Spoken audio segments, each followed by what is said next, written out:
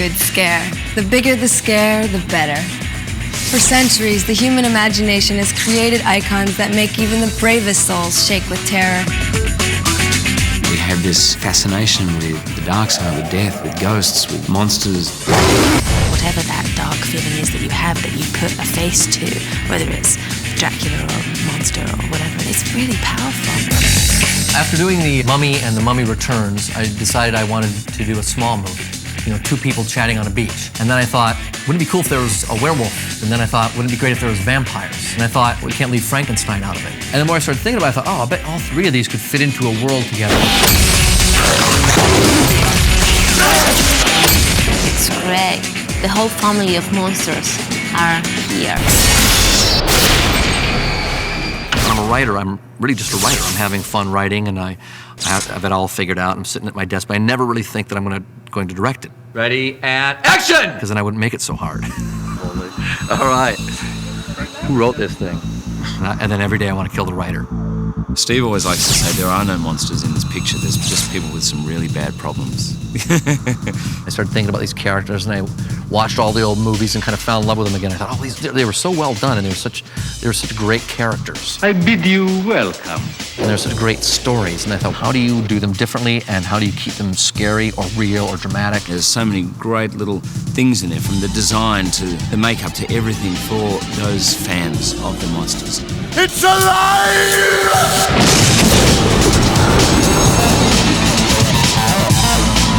Somewhere in the shadows of a distant Eastern European land, evil stalks the earth.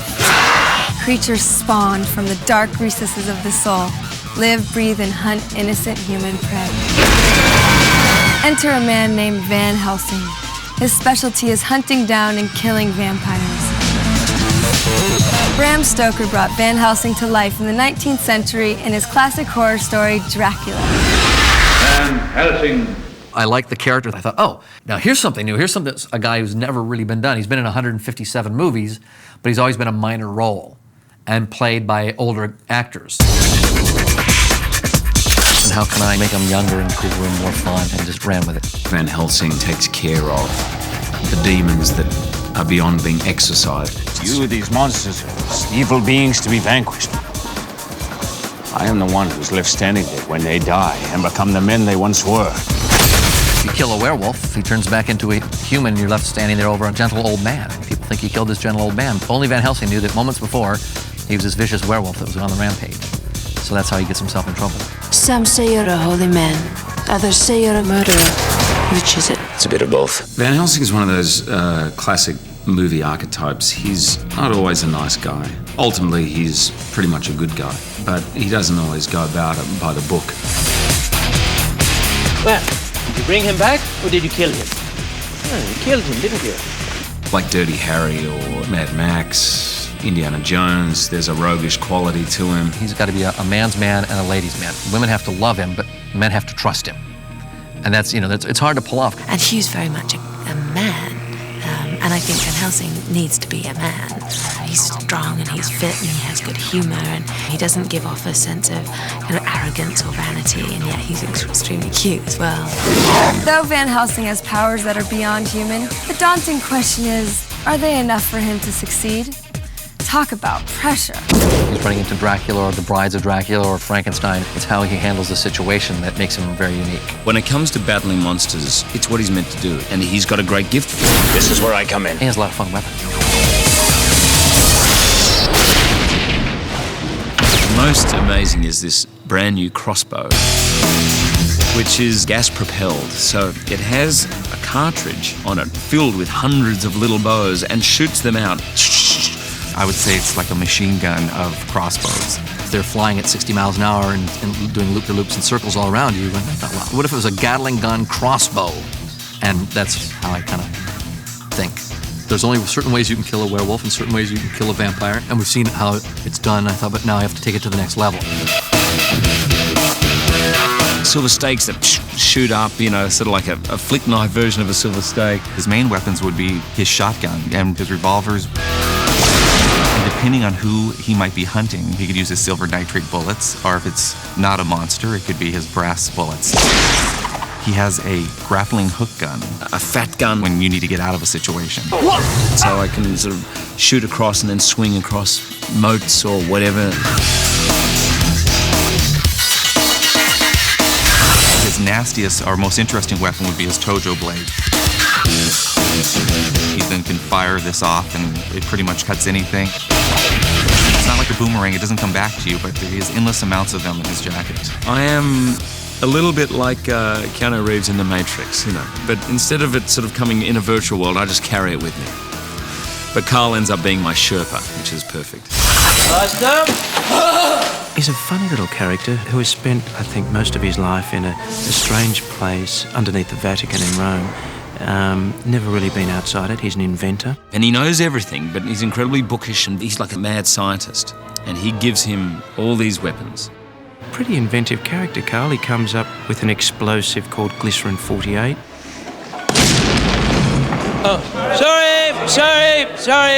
He's a man who invents the most extraordinary inventions for people, but never has actually had the ability to go out on expeditions and actually use them.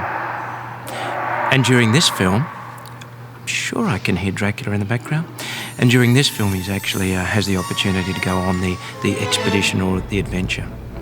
He's forced to.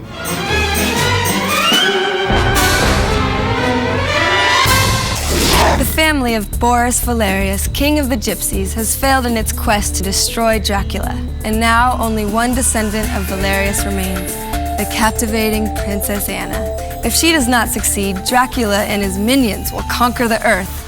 The last of the Valerius. She's lost her entire family. Her brother's turned into a werewolf. And Van Helsing is sent to, basically help her out. I'm here to help you. I don't need any help. He gets nothing but iciness. Trust me, there's a lot of this going on. Kill them. It starts off where they're both, not particularly excited to have to deal with each other. Stay here. No, you stay here. They're trying to kill me. Deep down, she knows that she needs help. As much as she refuses it, Van Helsing's not going away, and Van Helsing needs her help because she's been fighting Dracula for 400 years. We've shot him, stabbed him, clubbed him, spread him with holy water, staked him through the heart, and still he lives. They do have a common goal, and they are quite similar, so they're kind of attracted at the same time as being completely repelled. Well, I'll say this for you. You've got courage. I think it's unusual to find a role in that kind of a movie where she actually has something to do. Sometimes she said to me, she says, this is all too much for me, I'm a little frightened. I say, no, you're not. She's not just wearing a pretty dress and fainting, she definitely gets her hands dirty. Deep inside the foreboding forests and castles of Transylvania, I'm standing in Frankenstein's foyer. Far from the intrusion of daylight, they pursue unsuspecting prey.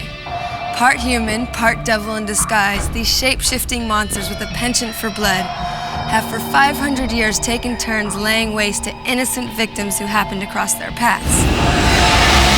I should know. I play one in the movie.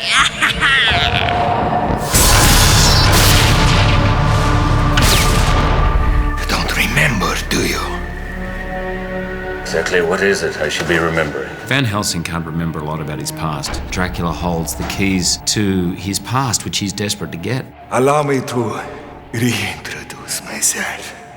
I am Count Vladislaus Dracula. Starting off, I kind of had the least interest in Dracula because I thought, oh God, it's been done so many times, and so Richard had his work cut out for him. Every actor knows of the great Draculas that have been, and it's, I would say, the most daunting task of all. A lot of the time you're called upon to do roles that people have invented, reinvented since time immemorial. You could also approach it that this is the first time anybody's done it. This is the first time this story's been told, so I'm going to do it my way.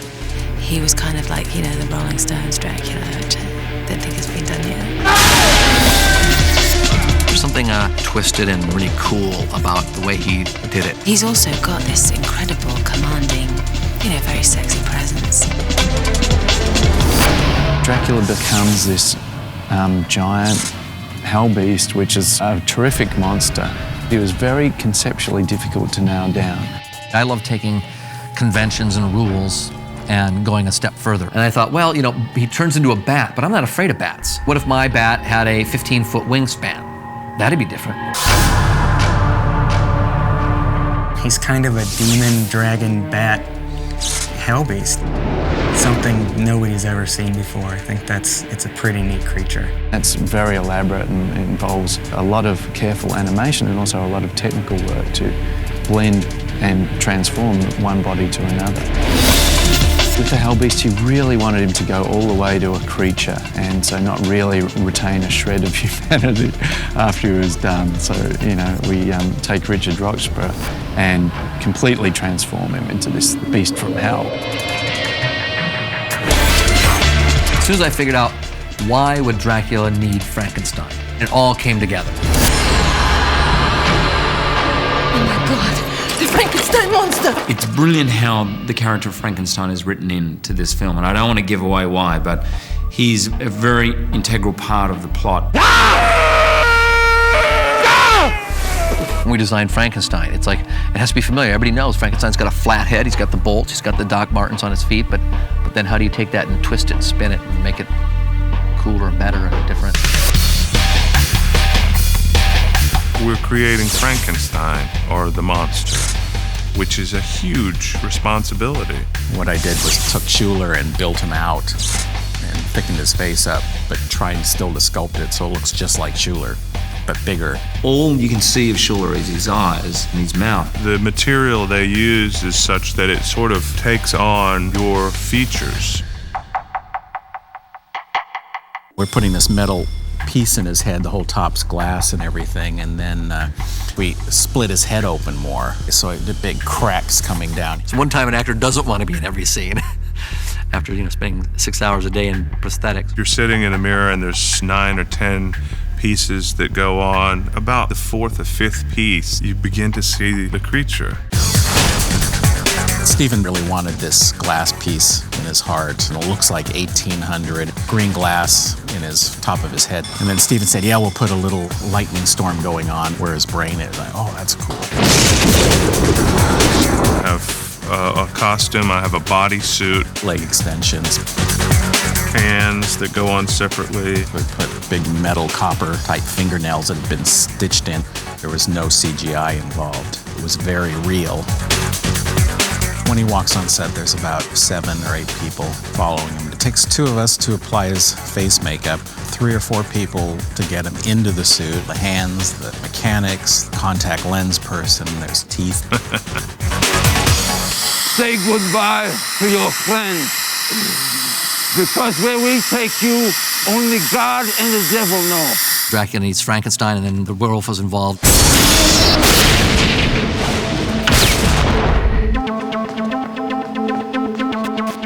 Why does it smell like wet dog? Werewolf. Oh, right, would it be needing silver bullets then? Hold on.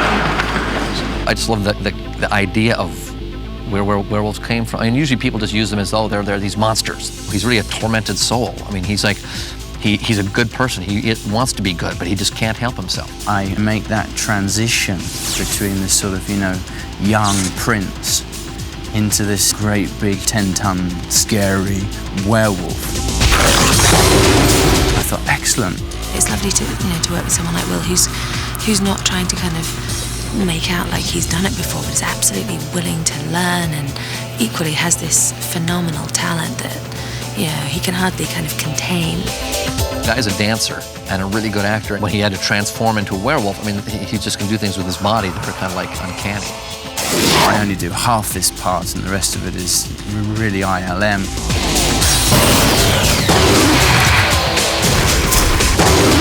Just looking at some of the takes of him going through the transformations was, he was so intense, it almost looked like he was willing himself to transform, and you're like, I don't want to add a wolf on top of that, you know? What was very clear with the old classics was that there was actually very little physical change beyond this sort of nose and these hairs, and he just sort of, and then just slightly moves around. We wanted to come up with something different. The growing hair thing, no matter which way you do it, stop motion or CG, it's just been done to death.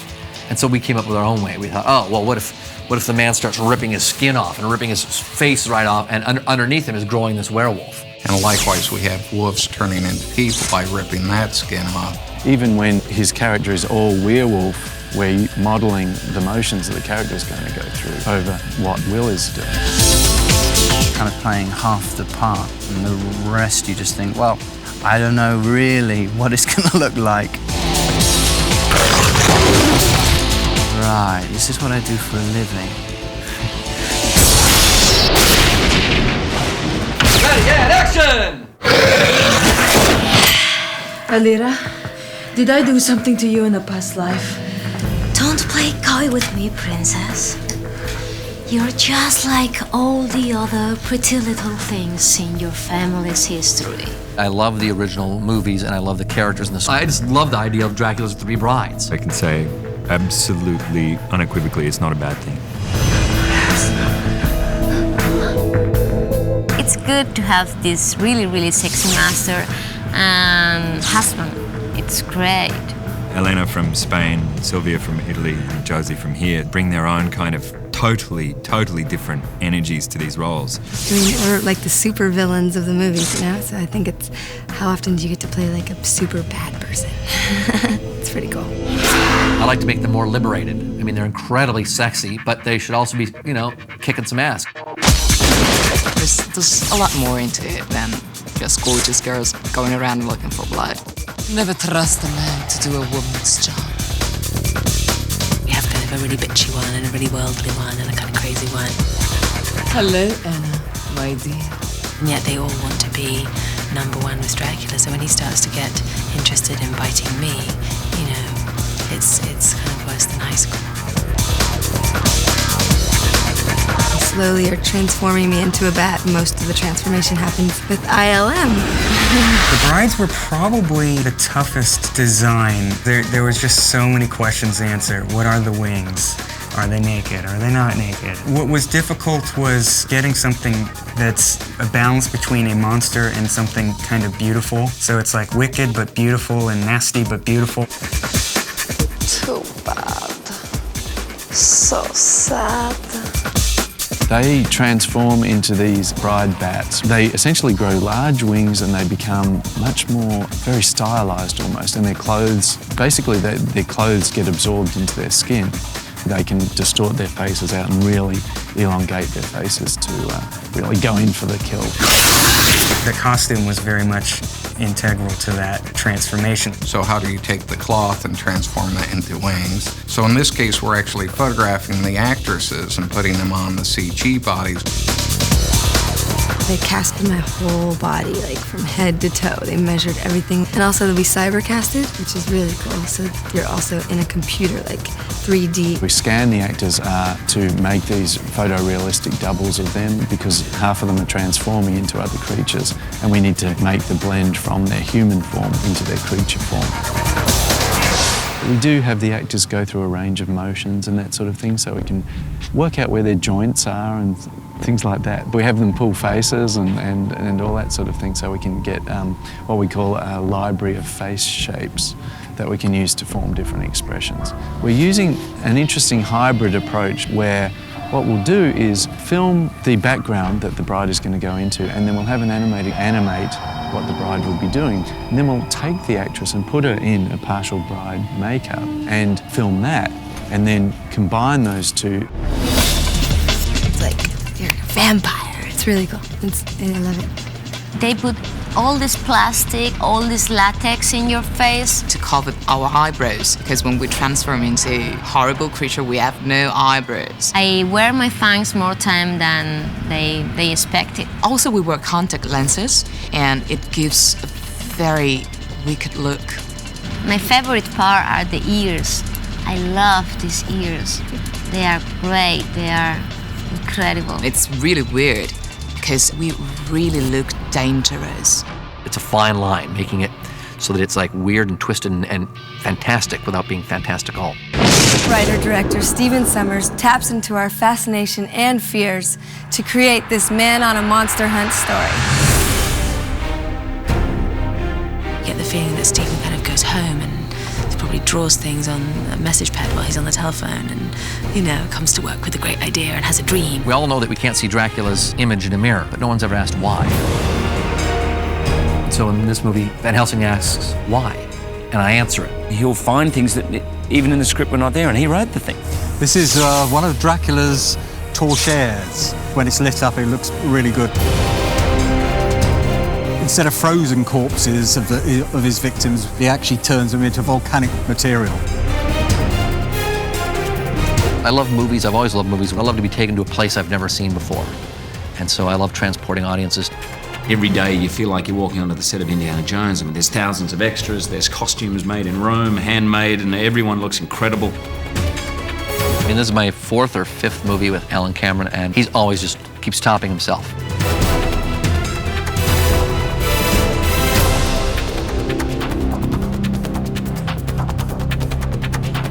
We're trying to create 3 different laboratories underneath the Vatican. We have the science one, the mechanical one, and then the weapons one. The stage is 150 feet by 100 feet, but we've doubled the length of it. At the far end of the set is a large mirror, which is about 70 feet by 30 foot tall. And I've designed the set on a slight arc, a slight radius, so that it looks like a whole semicircle when it's reflected in the mirror. We've built this huge windmill, and then ILM will enhance it. They'll make it even larger than the set. And subterranean catacombs, gates for castles and parts of castles. From a design point of view, it's just a wonderful script to work on. You can only build a set to fit in the soundstage that you've got. And with Stephen Sommers movies, sound stages are way too small to hold his ideas. We call it summer sizing. It's great. I love big. Bigger's always better. I don't care what anybody says. One of the bigger ones is the Transylvanian village, which we've got about 20 houses and a church, and there's a huge amount of action with the flying camera. We shot just outside Prague, this 19th century sort of peasant village with buildings you could move in. I wanted the village to be slightly twisted. I said it has to absolutely look real. It has to look like a real village, but where the hell is that village? We used camera equipment that had never been used before because I didn't want it to be all special effects. I wanted it to be as real and organic. This movie had to be, you had to absolutely believe that everything's real. And so it couldn't be about flying a camera around a little miniature model set. I wanted to build a village and fly a camera around the village. They built the biggest rig that's ever been built, a wire rig. It was the length of 2 football fields long, and wires, maybe 15 wires stretching this entire thing, so they could hook the camera up to one of these wires and shoot it along. This camera could go, I think, up to 50 miles an hour, fly through and spin around to be the point of view of the brides. There's one scene where the brides are attacking and they're using this big camera that's swinging around everywhere. And Steve said, okay, to me, he said, I'm gonna let them loose, I'm gonna let everybody loose. And he says, no matter what happens, just keep running around. The first second I knocked over this old woman who was about 60, and she just went straight into me and went flat down. So on the ensuing 4 takes, I knocked over, apparently someone counted it, I knocked over 15 people, just laid them out. Men, women, children, gone. People have to do things that they could never do, and I wanted to take Hugh Jackman and throw him off the roof of Notre Dame and slam Kate Beckinsale off of trees, and also, you know, they both get grabbed by flying creatures and yanked around, and I thought, wouldn't it be great if it was them? Because they also have to perform in the air. It's not just a matter of they get lifted, things happen while they are flying around. I'm a bit of a thrill seeker, I love all that stuff. He says, whatever you can do something, I'm gonna get you to do it. If I'd known some of the things I was gonna do by the end, I would never have done it. They're really gung-ho. They probably have a lot more ability than they want to admit. It's just a matter of making it their idea that they want to participate. I've done more stunts in this than I've ever done. I get picked up by one of Dracula's brides, thrown into the air, and I land on my back. Somewhere in about the 3rd take, as I'm going, and my feet are dragging along the ground, the soles have been completely ripped off my shoes, and I'm looking, imagining if I happen to let go, I'm actually going to get completely minced by this carriage. So I'm holding on for dear life, and I get to the end, and they said, we've got it, that's cut, great. And R.A. comes over to me and goes, oh man, that was awesome. I said, yeah, no, I worked it right. He goes, no, mate, I've never, ever seen an actor do stuff like that before. I said, what? A lot of people who read the script said, a lot of this just isn't possible, and R.A. made most of it possible. Cut! We had Hugh in the town square, and he was 30, 40 feet in the air, 70 odd feet across.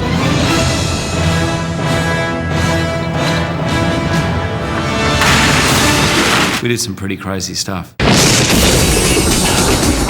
was like we got to play in a really big, playground. So that's not every grown-up that gets to do that for a job. I was always afraid of wire work before this movie because it took forever. These guys just had it down. I mean, I was throwing wire work at them all the time because I never had to wait for them.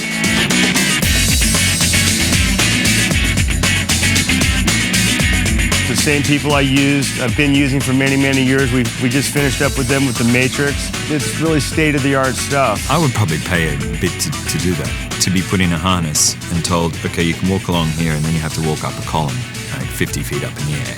To do it here as a part of the character thing is fantastic. And you read and think, oh, great, look, I get to jump here and how heroic, I'm going to look great. And then you think, who's actually going to be doing this? Oh, me. I found I was down upside down in the tree, and just before they turned over, I had this crucifix around my neck as part of my costume, and it fell off and hit the ground, and I thought, oh God, that's an omen. I'm obviously going to definitely die doing this, and did have to be slightly talked out of that. We just did baby steps, put her in the harness and raised her up there, and we talked to her, and really hands-on, in the tree, making her feel comfortable, and when she got to the point that she felt comfortable, she was very aggressive. There was one shot where I run and grab onto her legs, and we're being flown by one of Dracula's bride, and then the bride drops us, and we both fall to the ground, and her knees, she lands right on top of me. We did 3 takes. She stuck everyone perfectly. It's really exciting. I hang upside down and the flying thing. I was on harnesses, I was flying around the woods, swinging from trees, running up walls. It's all just terrific fun. They all love flying. I love it. I've grown up playing sports, and if this acting career doesn't work out, I'm going straight to stunt woman. If a woman gets through an action movie, she's way tougher than the boys are, because they tend to get sneakers and pants.